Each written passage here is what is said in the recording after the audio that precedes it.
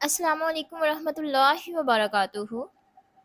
سن 1960 کی بات ہے۔ لاہور کی پرانی سیشن کورٹ کے احاطے میں، جہاں ہر طرف وکیلوں کے چھوٹے چھوٹے چیمبر ہوا کرتے تھے اور کچے صحن میں پرانے درختوں کا سایہ بکھرا رہتا تھا، وہاں ایک نوجوان وکیل احمد ندیم کی شہرت دور دور تک پھیل چکی تھی۔ وہ اپنی قابلیت اور نیک نامی کے باعث وکالت کے میدان میں ایک عجیب پہیلی بن گیا تھا، کیونکہ وہ کبھی بھی کسی مجرم یا قصوروار کا مقدمہ ہاتھ میں نہیں لیتا تھا، چاہے اس کے سامنے کتنا ہی بڑا لالچ کیوں نہ رکھا جاتا۔ وہ صرف بے قصور اور مظلوم کا مقدمہ لیتا، اور حیرت کی بات یہ تھی کہ وہ پورے 1 مہینے میں صرف ایک ہی مقدمہ لڑتا، اور وہ بھی ایسا مقدمہ جسے وہ ایک ہی یا زیادہ سے زیادہ 2 پیشیوں میں جیت لیتا اور پھر فیس لے کر بالکل غائب ہو جاتا۔ پھر اگلے پورے مہینے تک نہ کسی عدالت میں نظر آتا اور نہ ہی کسی دفتر میں۔ بس ٹھیک 1 ماہ بعد پھر ظاہر ہوتا اور دوبارہ ایک ہی مقدمہ لے کر اسے جیت کر پھر غائب۔ یہی تسلسل کئی سال سے چل رہا تھا، جس کی وجہ سے عدالت کے باقی وکیل سخت حیرت میں ڈوبے ہوئے تھے، کیونکہ ان کے پاس تو بمشکل 1-2 مقدمے آتے تھے، جبکہ احمد ندیم اگر چاہتا تو مہینے کے لاکھوں روپے کما سکتا تھا، مگر وہ جانے کس ضد یا راز میں بندہ صرف ایک ہی مقدمہ لڑ کر غائب ہو جاتا۔ بڑے بڑے وکیل اکثر محفلوں میں اس پر گفتگو کرتے اور کہتے کہ اس کے پیچھے ضرور کوئی راز ہے۔ بعض اوقات جج صاحبان بھی اسے بلا کر پوچھتے کہ تم ایک ایک مہینہ کہاں غائب رہتے ہو، لیکن وہ ہمیشہ مسکرا کر بات بدل دیتا اور کبھی اصل حقیقت نہ بتاتا۔ یہاں تک کہ سینئر وکیل حکیم گل، جو لاہور کے سب سے پرانے اور با اصل وکیلوں میں شمار ہوتے تھے، ایک دن اپنے شاگردوں کے سامنے بولے کہ اب اس معمے کو سلجھانا ضروری ہے۔ یہ نوجوان اپنی عمر اور تجربے سے زیادہ کوئی راز چھپا رہا ہے۔ انہوں نے اپنے ایک قریبی وکیل دوست کے ذریعے احمد ندیم کو پیغام بھیجا کہ جب وہ دوبارہ آئے تو اس سے ضرور بات کی جائے۔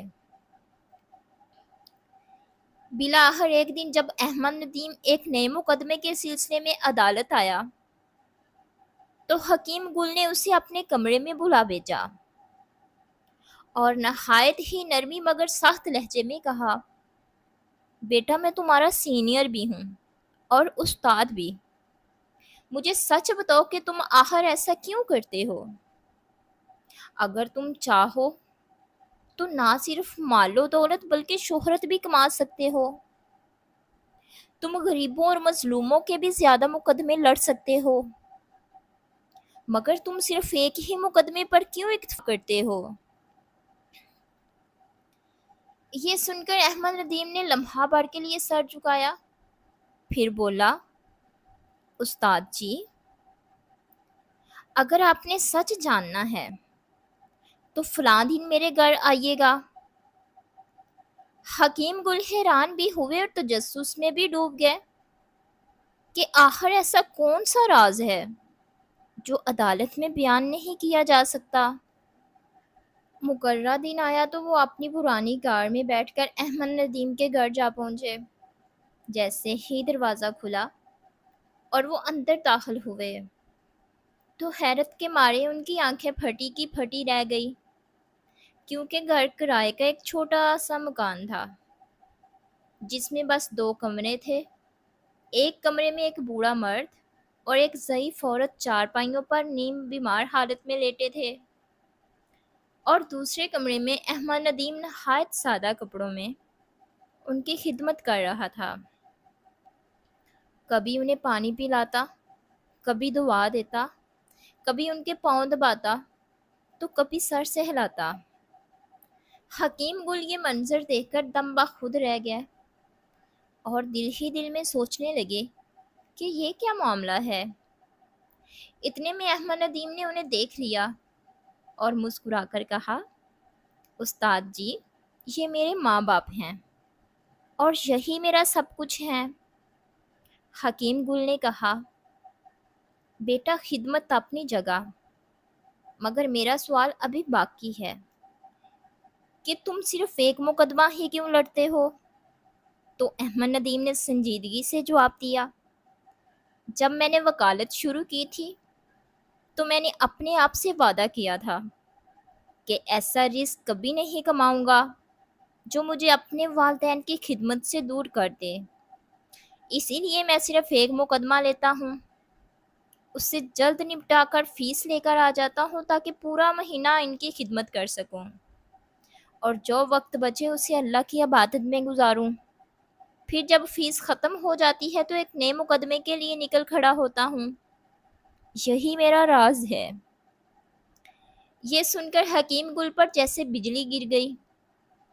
ان کے دل میں خیال آیا کہ یہ نوجوان کتنا خوش نصیب ہے جس نے کم عمری میں ہی اپنے والدین کو راضی کر لیا اور اپنے رب کو راضی کر لیا، جبکہ ہم نے ساری زندگی دولت کمانے میں لگا دی، نہ اپنے والدین کو خوش کر سکے، نہ اپنی اولاد کی تربیت کر سکے اور نہ ہی اپنے رب کو راضی کر سکے۔